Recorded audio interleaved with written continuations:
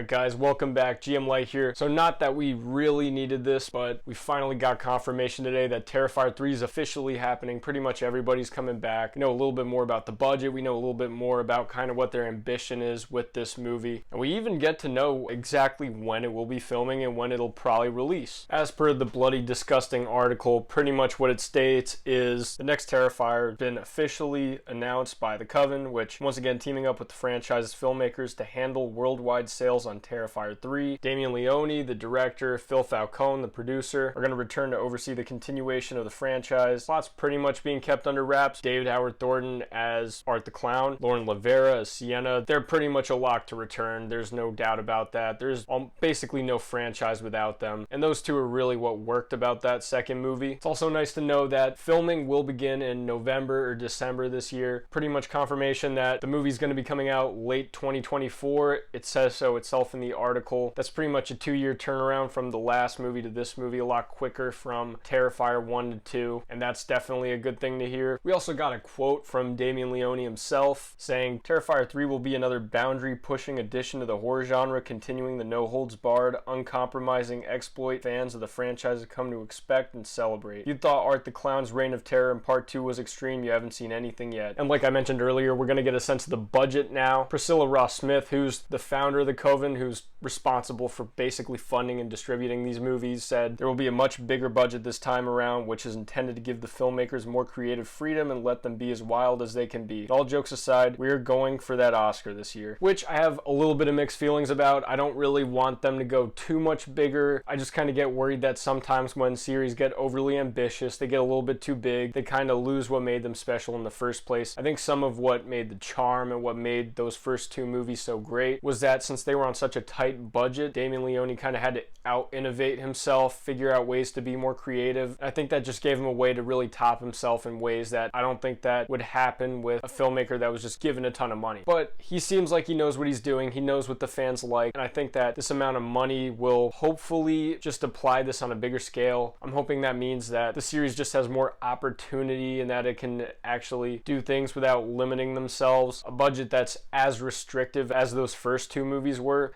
that could be very tough to navigate. So maybe this will give him freedom to fully unleash the more ambitious aspect of the series that he's clearly going for. He's going for a big, mythological, slightly biblical story. And hopefully this budget just allows him to do that, and that it's not a situation where he gets lost in the sauce and he's just too busy trying to top himself. I don't think he will. I have all the faith in the world. Especially too, this is something that I've mentioned in a lot of other previous videos, but he pretty much goes from strength to strength with each movie. You go from All Hallows Eve to Terrifier 2. He keeps learning, progressing, changing with what makes this series great, what works, what the fans want, what they respond to, and then he pretty much doubles down on what they respond to, and then he learns from the mistakes that he makes along the way. I'm not exactly sure what direction they're going to take with this third movie, but hopefully it isn't just bigger for the sake of being bigger. I think that that could create an issue for the franchise overall, but I'm sure it could be managed properly, and I'm sure that it'll be an asset and a tool to these movies. Something I also want to focus on is that we are getting this probably sooner than I expected it. I didn't really know when to expect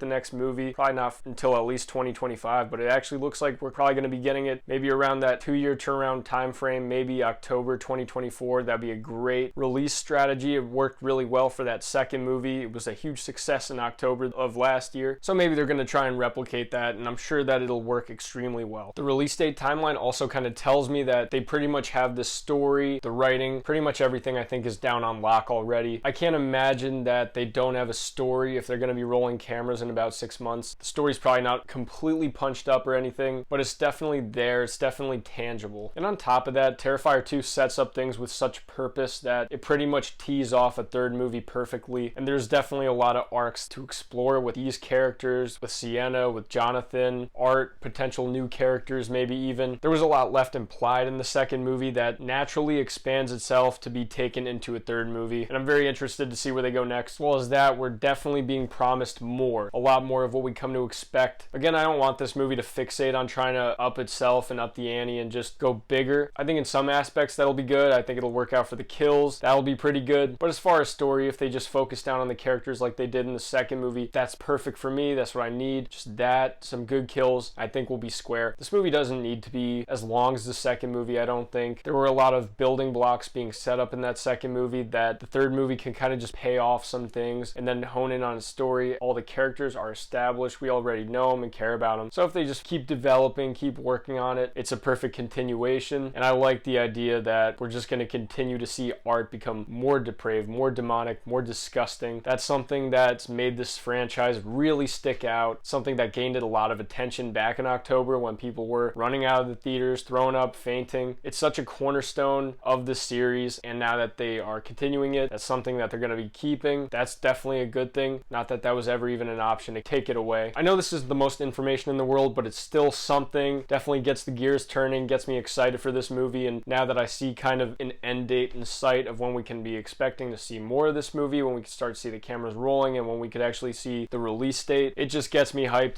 I know I make too many videos about Terrifier, and it doesn't help that these are my most popular videos, but I don't do it for the views. I genuinely just love this franchise, love talking about it, love engaging in the comments with you guys. It's a franchise that I just have a whole lot of love for. It feels like one of the most exciting things going on with horror right now, and I could just talk endlessly about it. But let me know what you guys think in the comments. I'd love to hear what you are expecting with Terrifier 3, what your expectations are, what you're looking forward to, what you're worried about. Let me know down below. I'd love to hear it. Have a good one.